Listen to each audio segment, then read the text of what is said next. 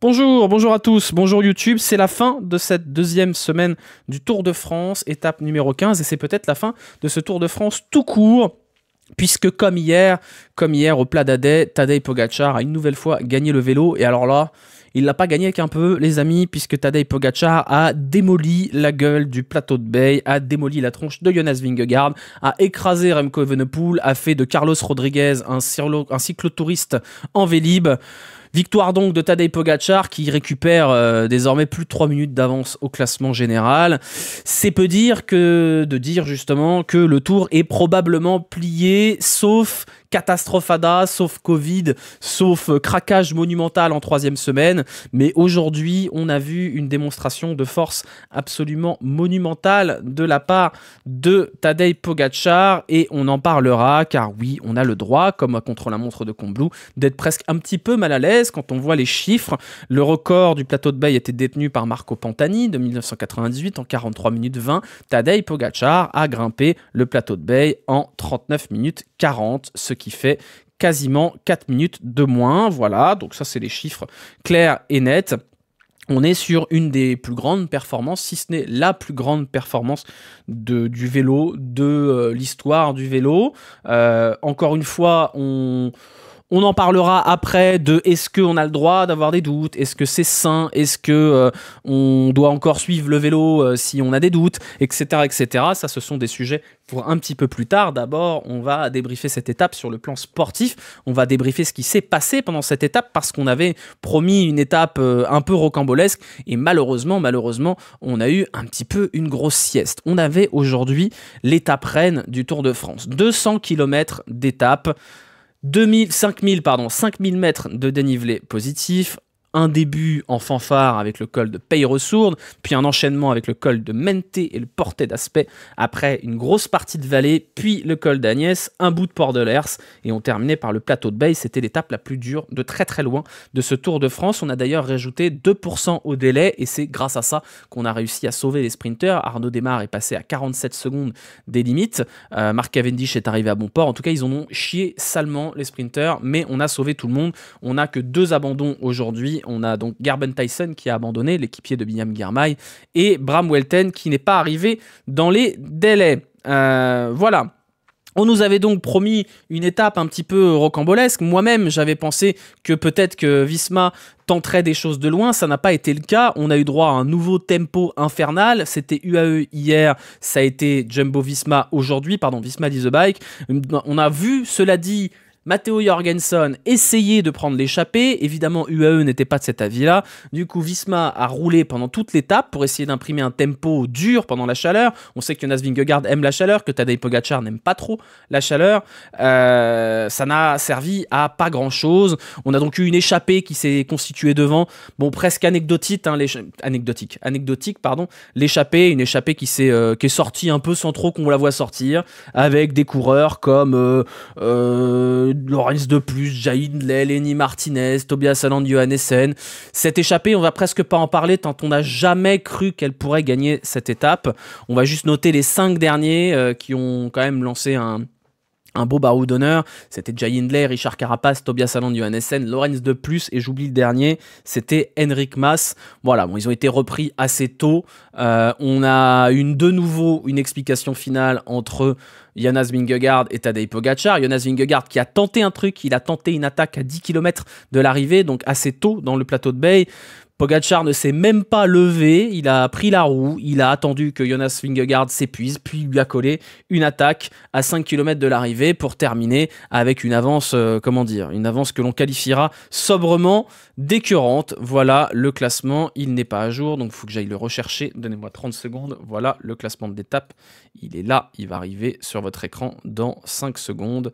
Le classement de l'étape, Tadej Pogačar qui s'impose devant Jonas Vingegaard pour 1 minute 08, Remco Evenepoel prend pratiquement 3 minutes dans la gueule, Mikel Landa en prend 4, Joao Almeida en prend presque 5.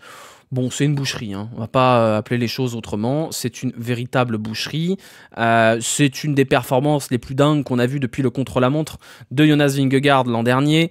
Bon, voilà, on avait pensé, cela dit, après le Lioran, que Tadej Pogačar était peut-être un petit peu emprunté, un petit peu fatigué de son Giro, que nenni, Tadej Pogačar, il est en pleine forme, il en a pas grand-chose à foutre, peut-être même qu'il s'échauffe pour la Vuelta, on sait pas, peut-être même qu'après il ira faire du cyclocross, peut-être qu'il ira faire de la MotoGP, en tout cas au classement général, ça nous donne, attention, roulement de tambour, ceci, 3 minutes 09 sur Vingegaard, 5 minutes 19 sur Evenepoel, 11 minutes sur Almeida, 15 minutes sur Ciccone qui est 8ème, 16 minutes sur le 10ème. Il nous reste une semaine de course, il nous reste 2 étapes de montagne. Bon, voilà, il y a déjà eu un triplé. Oui, il y a déjà eu un triplé sur PCM en mode facile. Après, pour un triplé, je ne crois pas que ça ait déjà existé. Hein. Je crois pas que ça ait déjà existé. Déjà, le doublé de Giro Tour de France est extrêmement rare et le dernier en date, c'est Pantani. Voilà, vous en tirerez les conclusions que vous voulez en tirer. Voilà, bon, que dire si ce n'est que on va peut-être avoir des échappées, puisque bon, on a eu 2 étapes de montagne, 2 étapes où ils avaient vraiment pas du tout envie de nous faire vibrer sur l'échappée. Hier, on avait David Gaudu pour rêver un petit peu, on n'a pas rêvé longtemps. Aujourd'hui, on avait Lenny Martinez, on n'a pas les rêvé non plus. Bon, c'est peut-être que maintenant que le tour est quasiment plié, on va avoir le droit de vibrer un petit peu sur les coureurs qui sont de l'ordre de la normalité, on va dire. Donc peut-être qu'on aura du Gaudu à du Super Dévolu, peut-être qu'on aura Paché du côté de Barcelonnette, peut-être qu'on verra Bruno Armirail, Dorian Godon tenter des trucs, peut-être entre Gruissant et Nîmes, même si on n'a pas perdu de sprinter. Je vous le rappelle, les sprinters qui étaient en grand danger aujourd'hui, c'est le genre d'étape qui fait très mal et qui généralement fait perdre des sprinters au niveau des hors-délais. On a vu Arnaud Démare arriver complètement carbonisé, il a dit, Arnaud Démare, qu'il est arrivé mort. Voilà, il a qualifié son état de « il est mort ». Arnaud Démare, la journée de repos, va faire un très grand bien. On peut parler de Simon Yates. Oui, on peut parler de Simon Yates, l'idiot du village, parce que pour ceux qui n'ont pas suivi l'étape, et même si c'est anecdotique à la fin, on avait une échappée assez intéressante dans laquelle figurait Simon Yates, un des grands favoris d'une victoire en échappée. Il en a déjà gagné plein des comme ça. Et alors qu'on avait juste une accélération en tête d'échappée, Simon Yates, il regardait les étoiles et donc il n'a pas suivi la cassure. Et donc Simon Yates, il a condamné la moitié de l'échappée parce qu'il n'était pas attentif, parce qu'il regardait dans les étoiles. Donc c'était un peu l'individu du village, ça a permis à notamment la Bora de s'échapper. Ils ont perdu 1 minute comme ça parce que Simon Yates regardait ailleurs. Donc bravo à Simon Yates, c'est vraiment l'idiot du village, quoi. Classique en course de faire ça. Ouais, non mais je sais pas, il devait regarder ses notifications WhatsApp, on n'en sait rien.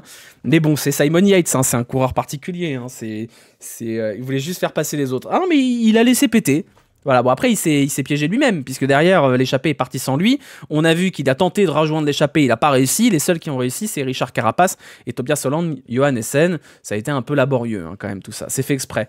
Je pense pas que ce soit fait exprès de se saborder pour l'échappée, hein. Je pense pas que ce soit fait exprès, hein. Après, il y avait Wimbledon quand même.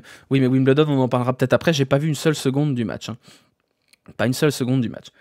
Voilà pour cette étape. Qu'est-ce que j'ai noté quand même des coureurs qui tirent un peu la gueule. Kevin Vauquelin, vainqueur en première semaine, on l'a vu lâcher très très tôt. Il est arrivé assez tard. Guerin Thomas, je suis pas certain qu'il termine ce Tour de France. On a vu que le protocole a changé. Les journalistes sont obligés de porter le masque. On a réinstauré le masque dans pas mal d'équipes, dans pas mal de partenaires. Le Covid rôde au-dessus de ce Tour de France. Alors, comme il est béni des dieux, Tadej Pogačar l'a déjà eu, le Covid. Il y a un certain nombre de coureurs qui l'ont eu avant le Tour. Donc on pense, normalement, Tadej Pogačar ne devrait pas avoir le Covid. David Gaudu non plus. Mais on risque d'en perdre encore pas mal. Il y a vraiment une épidémie de Covid dans le peloton qui a déjà fait pas mal de victimes et c'est peut-être de mauvais augure pour cette 3e semaine. Les mecs en ont plein le cul au bout d'un moment. Ah bah ça oui, possible. Hein. Dur d'imaginer un Français regagner une étape d'ici la fin. Non. Si on les prend dans l'ordre, l'étape entre Gruissant et Nîmes, ce sera une étape de sprint, théoriquement la dernière de ce Tour de France. Ça paraît difficile d'imaginer un Français gagner l'étape de sprint, mais pourquoi pas? On sait qu'en 3e semaine, il y a un peu plus de nivellement dans le sprint. On peut imaginer peut-être Brian Cocard ou Arnaud Démare s'en sortir. C'est hautement improbable. Derrière, on aura 2 étapes de transition qui devraient normalement couronner des échappées. Donc là-dessus, les échappées, il y a plein de Français qui sont candidats à la victoire sur ces échappées-là. Hein. Les 2 étapes de montagne qui arrivent, ça risque d'être compliqué. Mais on a des prétendants. David Gaudu peut en gagner une étape en haute montagne. Lenny Martinez aussi, Romain Bardet aussi, Guillaume Martin aussi. Oui, ils sont pas favoris, mais il y a des terrains favorables. Évidemment, la seule étape dont on peut déjà vous dire qu'elle ne sacrera pas un Français, c'est la dernière étape, le contre-la-montre entre Nice et Monaco. Là, aucune chance qu'on ait un Français qui gagne cette étape, à moins que il tombe des grelons de la taille d'une pastèque sur tous les coureurs sauf les Français. Voilà, on aura quand même de quoi espérer entre Romain Grégoire, Valentin Madouas, Dorian Godon, Paul Lapéra éventuellement, qui y a d'autres qui pourraient potentiellement gagner une, Axel Laurence. Je pense qu'Axel Laurence aura la possibilité de partir devant et c'est un excellent coureur aussi. Non, on a déjà 3 victoires d'étape, c'est pas mal, mais c'est totalement envisageable que les Français en gagnent une 4e, voire une 5e dans la 3e semaine de ce Tour de France. On se projettera dessus un petit peu après. Voilà, on est donc à plus qu'une semaine de la fin du Tour et on voit difficilement comment les choses peuvent changer. 3 minutes de retard pour Jonas Vingegaard, on sait que la victoire ne sera pas pour Remco Evenepoel de toute façon. On peut espérer, je ne sais pas si on peut espérer, mais la seule retournement de situation qui pourrait arriver, ce serait que Tadej Pogačar craque en 3e semaine parce que le Giro, parce que ceci, parce que cela. Ça paraît hautement improbable, honnêtement. Mais ce n'est plus entre les mains de Jonas Vingegaard, ça c'est une certitude. Jonas Vingegaard ne peut pas gagner le Tour de France en étant plus fort que Pogačar sur la 3e semaine. Ça paraît totalement absurde d'imaginer Pogačar reprendre 3 minutes, et plus de 3 minutes même, sur la 3e semaine. Il faut donc compter du côté de Jonas Vingegaard sur un Pogačar qui explose. C'est déjà arrivé dans les grands tours. Rappelez-vous de Simon Yates sur le Giro qui avait à 3 jours de l'arrivée complètement pété alors qu'il avait une avance ultra confortable. Rappelez-vous de Thibaut Pinot également sur le Giro qui était 3e et qui chope une pneumonie à l'avant-veille. C'est possible, c'est encore envisageable. Attention, on ne sait jamais. Encore aujourd'hui, on a vu un Tadej Pogačar béni des dieux. Rappelez-vous quand il évite la chute de justesse. Là, on a eu un Ahuri qui courait en claquette. Alors, ne faites pas ça. Déjà, ne courez pas à côté des coureurs. Mais si jamais vous avez vraiment une envie irrésistible de courir à côté des coureurs, ne courez pas en claquette. Parce qu'on a vu que le mec, il a perdu sa claquette. Et sa claquette, elle a rebondi par terre. Elle a rebondi par terre. Elle est passée devant le vélo de Pogačar. Et elle est repassée derrière. Mais dans un monde où Tadej Pogačar n'est pas béni par les dieux du cyclisme, la claquette, elle va dans les rayons, Pogačar se casse la gueule et il perd le Tour de France.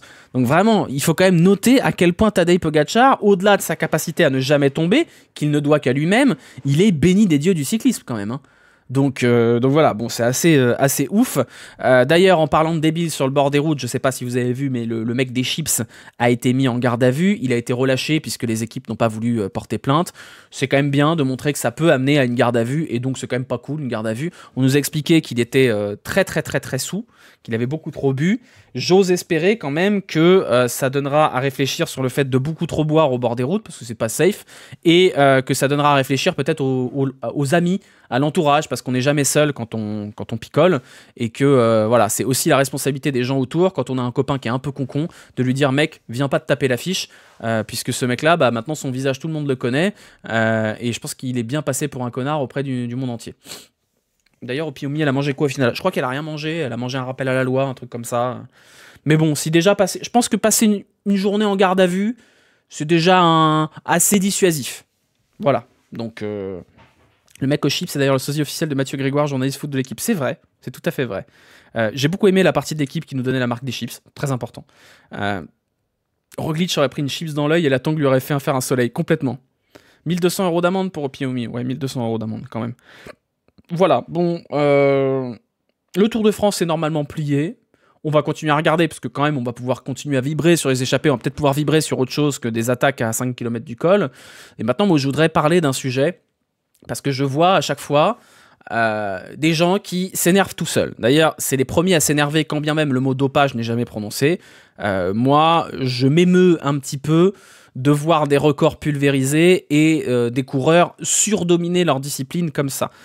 On peut expliquer l'explosion des records par pas mal de facteurs. Le fait que les coureurs soient bien mieux préparés physiquement, bien mieux préparés au niveau de l'alimentation qu'il y a 20 ou 30 ans, c'est logique. Le matos, il est meilleur que 20 ou 30 ans. Les outils de suivi de la performance, les capteurs, la capacité à optimiser son effort sont beaucoup mieux maintenant qu'il y a 20 ou 30 ans. Est-ce que ça explique qu'on mette 4 minutes dans la gueule à Pantani? Je suis pas sûr.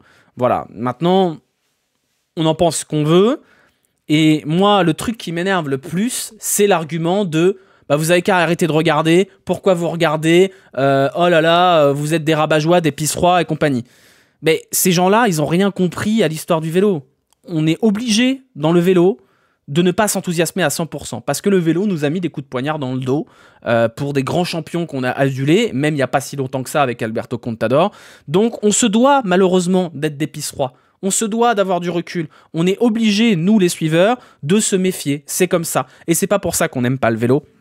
C'est pas pour ça qu'on va pas s'enthousiasmer sur des magnifiques sprints. C'est pas pour ça qu'on va pas s'enthousiasmer quand il y a des exploits qui sont réalisés par des coureurs qui sortent de nulle part. Mais on peut quand même se dire que le vélo est actuellement dans une situation qui n'est pas bonne pour lui. Aujourd'hui, il y a des équipes qui surdominent la discipline, qui ont potentiellement 4 vainqueurs de grand tour dans la même équipe sur le Tour de France, qui ont des performances qui relèguent les autres au rang de presque amateurs. Et on peut se dire que la direction qui est prise par le vélo n'est pas bonne. On se retrouve avec des méga teams et des équipes qui traînent la patte, qui tirent la gueule. Aujourd'hui, je pense que quand vous êtes coureur cycliste de niveau moyen, ça doit être difficile de faire votre carrière avec des cannibales pareils, avec des gloutons comme ça qui veulent tout manger.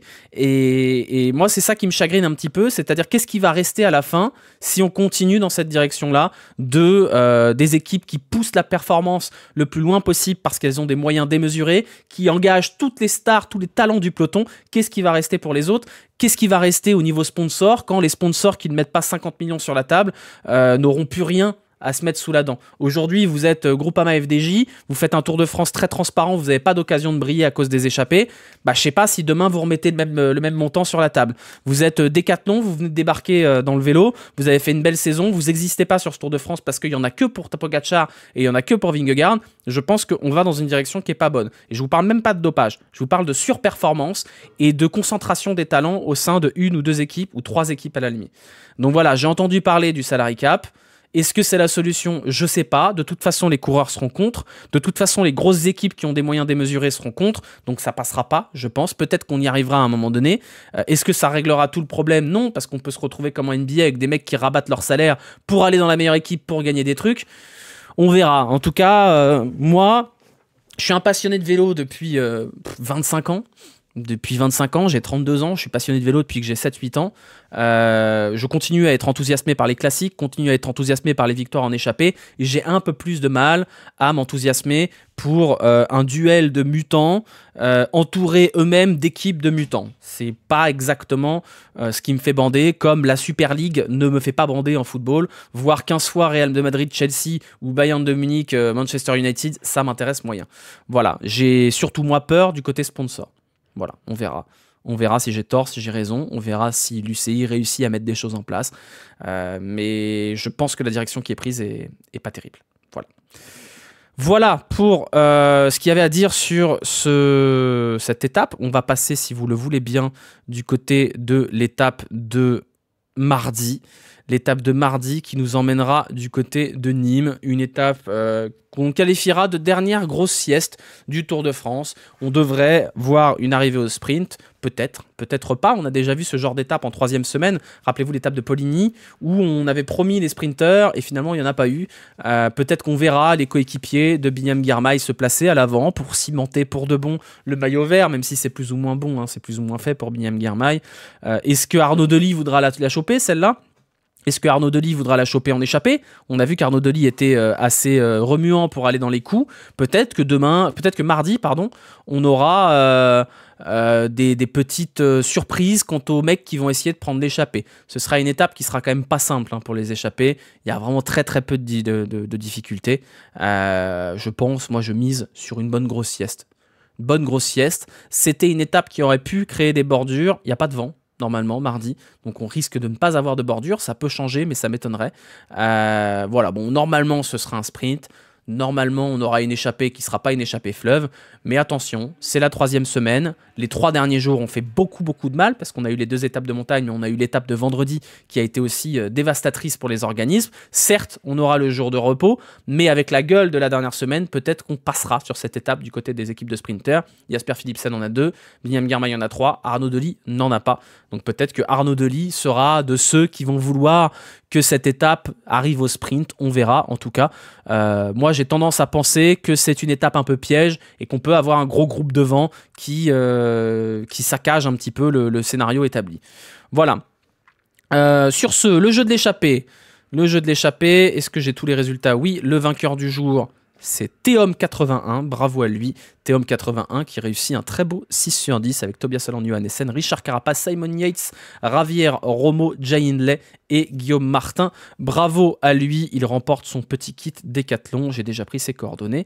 Il nous reste désormais 6 étapes pour essayer de rattraper l'infernal Monsieur Dorian qui compte désormais 4 points d'avance sur Arwen et 5 sur Mazou. Va falloir aller chercher Monsieur Dorian. Encore aujourd'hui, je crois qu'il fait 5 puntos. Il est sacrément solide. Je tiens à préciser que je reviens dans le top 10. Je suis 8e. Alors ça va être difficile. 24 points, ça fait 10 points de différence. Ça va être très très difficile pour les autres d'aller chercher Monsieur Dorian. Mais attention, il restera encore pas mal d'occasions de faire le trou. Et notamment mardi. Mardi, étape de plat, étape de sprint, étape de transition. Voilà ce que j'ai mis. Évidemment, j'ai remis Jonas Abrahamsen, puisqu'après 2 jours de montagne, peut-être qu'il va se remettre devant. J'ai mis du Kevin Geniez, du Dorian Godon, du Sandy Dujardin, mais je crois que je l'ai remplacé par Grelier dans mon prono. Lorenz Rex et Kobe Goossens, je les ai mis selon la logique que Binyam Girmay va vouloir mettre des mecs à l'avant pour pas travailler. On a perdu aujourd'hui que Bram Welten, ouais, je précise, sur les sprinters. Je vous ai mis Stéphane Bisseger, Luke Durbridge et Stéphane Kung, les gros rouleurs. J'ai mis Nelson Oliveira. Je me suis dit que ce serait peut-être une dernière occasion pour eux d'éventuellement briller et de créer l'upset du côté des équipes de sprinters. Voilà, bon, c'est une étape qui va être difficile à prévoir pour les échappés. C'est pas là où on va faire le plus de puntos. Je vous rappelle que vous pouvez parier, hein, vous êtes nombreux ce soir. Vous pouvez parier dans le chat, vous tapez point d'exclamation prono et vous mettez 10 noms séparés pour un point virgule. Si vous gagnez l'étape, vous repartez avec un kit offert par mon partenaire Décathlon, avec dedans une petite musette Décathlon AG2R à la mondiale. Bah, vous savez quoi, j'ai tout là, regardez. Vous repartirez avec ça. Voilà, vous avez une petite musette Décathlon AG2R à la mondiale, et dedans vous aurez un bidon, vous aurez la petite casquette, vous aurez... bah non, là il n'y a que des casquettes là, voilà. Mais vous aurez plein de trucs. Il y a un maillot, il y a un bidon, il y a une chaise de camping aussi, tant qu'à faire. Voilà, pensez à l'espace après le point virgule. Oui, très important, très très important. Il est sur le tour d'Urbridge. Oui, oui, bah il y a plein de mecs. Si vous voulez, à la fin du tour, on fera un débrief et on donnera les awards et on élira le coureur le plus invisible. Je sais que c'est le beau vélo sur Twitter qui a l'habitude de faire ça, qui élit en début de tour le coureur invisible. Là, il y a quand même des sacrés candidats hein, au coureur invisible. Je vous donne au hasard Sébastien Grignard. Personne ne l'a jamais vu sur ce Tour de France. Qui on a qui est totalement invisible. Attendez, je remonte. Bartlemen, on l'a vu aujourd'hui.